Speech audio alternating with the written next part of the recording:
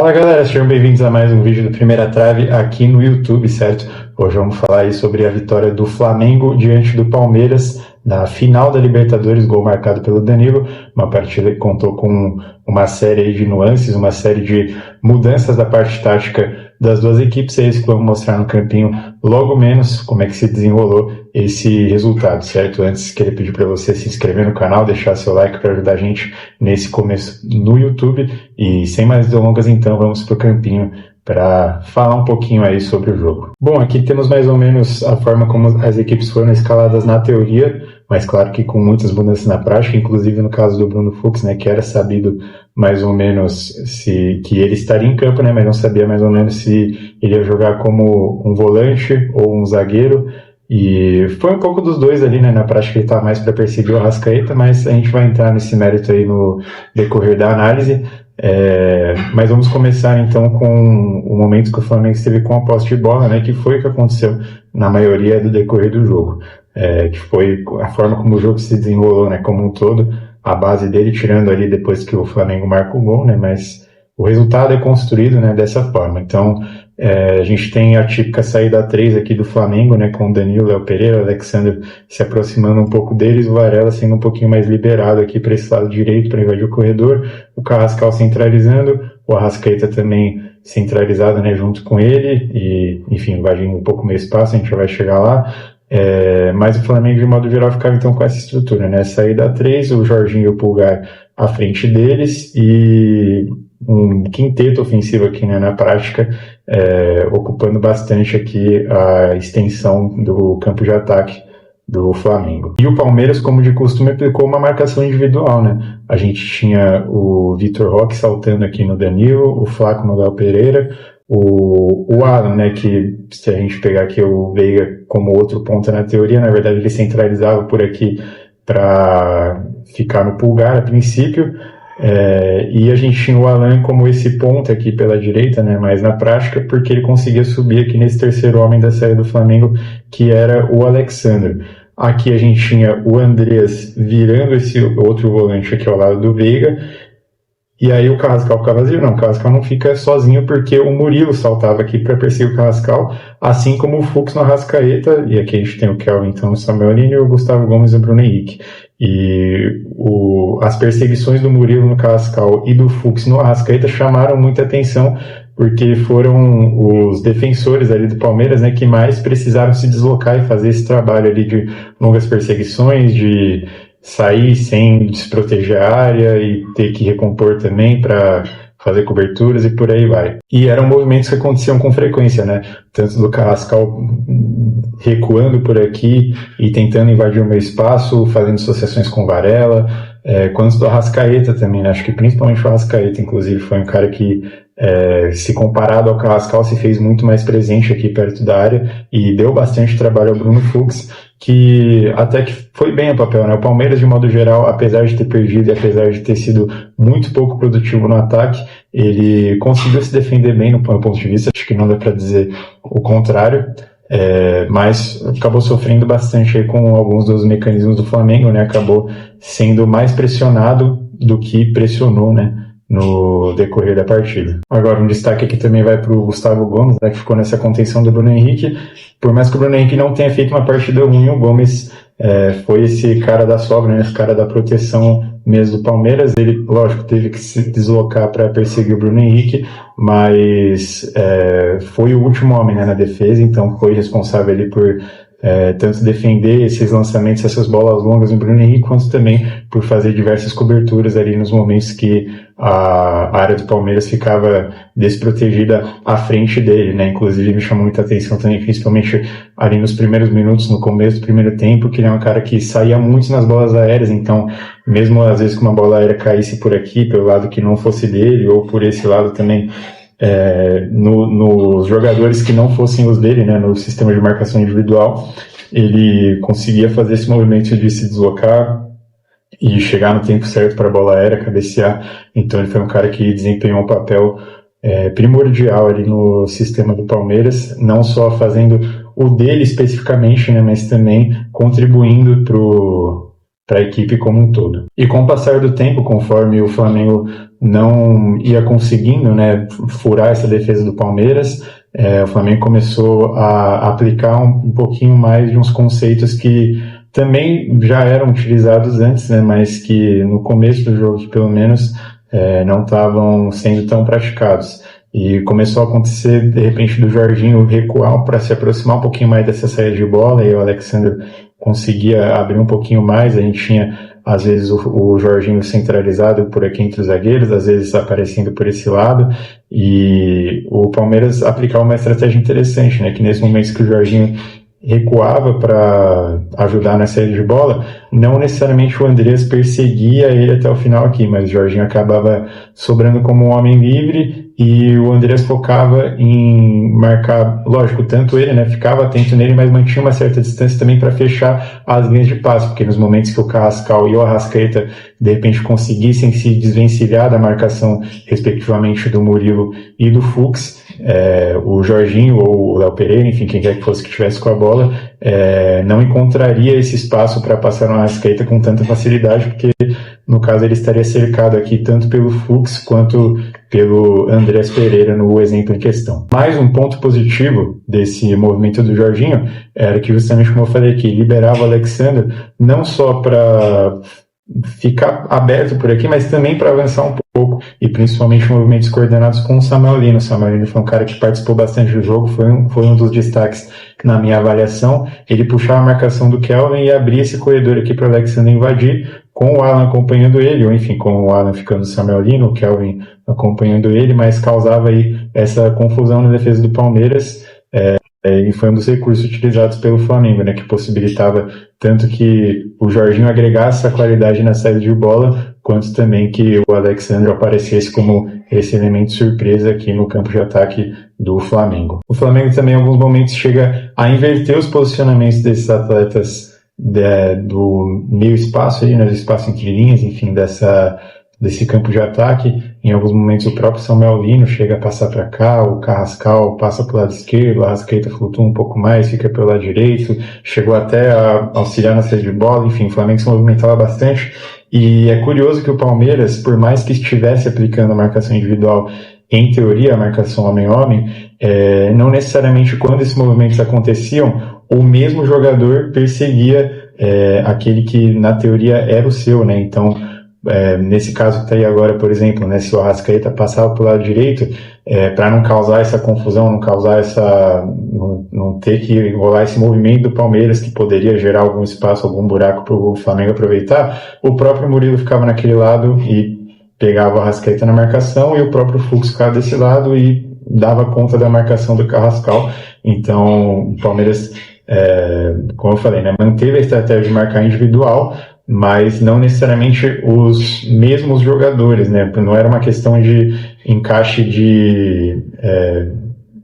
jogadores do Palmeiras, jogadores específicos do Flamengo, mas sim dos jogadores do Palmeiras estarem marcando o jogador do Flamengo, qualquer que fosse, que tivesse naquela posição naquele momento. Então, da reta final do primeiro tempo para o começo do segundo tempo, ali até o momento do gol, o Flamengo fez bastante isso. Funcionou em diversos momentos, né? Porque por mais que o Palmeiras tivesse uma estratégia em mente para defender esse tipo de situação, dependendo da velocidade desses movimentos, a defesa acabava se confundindo e os jogadores do Flamengo acabavam conseguindo invadir esse meio espaço, de repente pela área ou pela ponta também, com tabelas, sucessões, trocas de passe. E foi um recurso do Flamengo que não fez um efeito tão grande assim, mas na medida do possível, ali dentro do contexto do jogo, que estava um jogo muito amarrado, muito difícil de conseguir encontrar espaço, de conseguir arranjar espaço,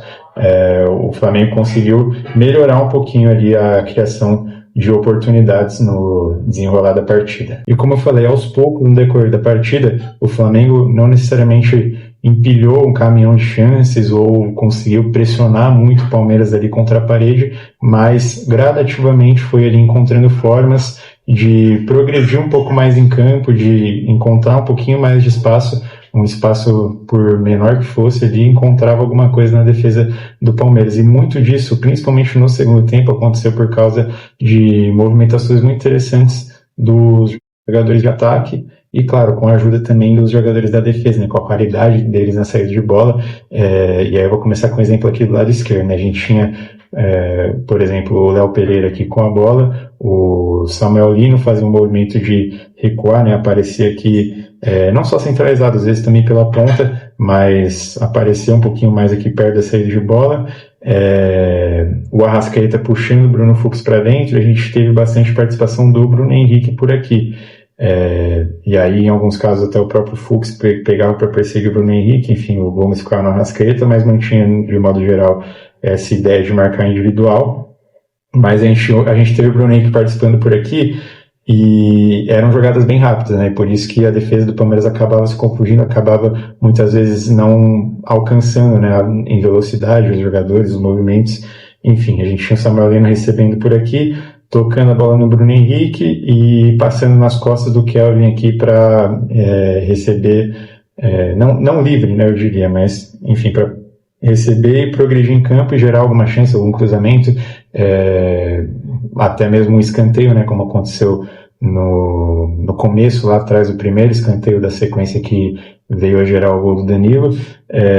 Inclusive no caso do primeiro escanteio, né, que é uma sequência de 2 escanteios que origina o gol do Danilo, é um lance parecido com esse, só que com o Samuel Lino recebendo por aqui e o Bruno Henrique puxando a marcação e invadindo as costas do Bruno Fux. Então acontece isso, o Bruno Henrique chega nessa ponta aqui pelo lado esquerdo, o Fux até chega atrasado na marcação, mas você vê que o Flamengo acaba conseguindo progredir em campo, né? E aí o Bruno Henrique tem a oportunidade de fazer o cruzamento, não lembro nem se ele chega a fazer o cruzamento na verdade, mas o Bruno Henrique tem a oportunidade de fazer uma jogada por aqui, o Fux acaba mandando a bola para escanteio, e aí tem uma primeira cobrança do Flamengo que sai por esse lado, e aí na segunda cobrança o Flamengo acaba marcando o gol a partir da bola parada, né? Então, é o que eu falei, né? O Flamengo aos poucos foi conseguindo ali uma forma ou outra de chegar, né, mais perto da área, mais perto do gol, de causar um pouquinho mais de perigo ao sistema defensivo do Palmeiras, e dessa forma acabou conseguindo abrir o placar e garantir o título. E pelo lado direito isso também acontecia, né? Só que nesse caso com o Carrascal sendo o cara que baixava por esse lado e o Varela aqui invadindo o corredor, ou tabelando com o próprio Carrascal, né, invadindo as costas do Murilo. Foi um movimento pelos dois lados, acabou acontecendo bastante e foi o que melhor funcionou, né, na minha interpretação, no meu ponto de vista, pelo lado do Flamengo no segundo tempo. Fala também um pouco sobre a saída de bola do Palmeiras, né? Quando o Palmeiras conseguia sair jogando e quando tinha a bola em determinados momentos, saía desse jeito, com a característica saída mesmo de 3+1, com o Murilo de um lado, o Fux do outro, o Fux que tem essa qualidade no passe, né, conhecido por isso. A gente tinha o Andrés Pereira como o cara mais próximo por aqui, e o Palmeiras aplicava um volume no ataque, com o Veiga como meia mesmo, né, um pouquinho mais pelo lado esquerdo, enfim, da esquerda para dentro, como era a característica dele mesmo. O Alan acabava centralizando um pouco para liberar esse corredor para o Kelvin invadir, o Piquerez também aberto aqui pelo lado direito, o Vitor Roque e o Flaco Lopes formando seu dupla de ataque. E o Flamengo se defendia no 4-4-2 e se defendia muito bem, com linhas muito compactadas e, assim, não dava espaço para o Palmeiras trabalhar nem pelos lados e nem pelo meio, né, com os centroavantes, como já foi o ponto forte, né, desse ataque do Palmeiras em algum momento da temporada. Mas dessa forma que a gente tinha o Arrascaeta fechando esse lado, o Bruno Henrique fechando esse lado, o Andrés também, né, em diversos momentos tendo a linha de passe fechada por um deles por aqui, o Carrascal aberto de um lado e o Samuel Lino aberto pelo outro, eles acabavam tanto fechando também essa linha de passe do lado esquerdo, quando o Piquerez aparecer por aqui de repente para receber a bola, e o Kelvin também por esse lado direito, quanto eles também, conforme o Palmeiras progredia, faziam um apoio aqui muito importante, né, de marcar o Piquerez e o Kelvin, de repente também para proteger das associações, se fosse com o Alan, com o Flaco, com o Veiga ou com o Vitor Roque. Então o Flamengo, de modo geral, marcava bem as linhas de passe, né? As possibilidades ali, os espaços que o Palmeiras poderia eventualmente ter para trabalhar a bola. tanto que os atacantes participam um pouco do jogo, né? Eles não conseguem fazer esse movimento, principalmente o Flaco, né, que fazia bastante, mas também o Vitor Roque, de se desvencilhar da marcação, de encontrar algum espaço para fazer algum giro, para trabalhar. Não, as linhas do Flamengo estavam muito compactadas, justamente desse jeito que mostra aí no campinho,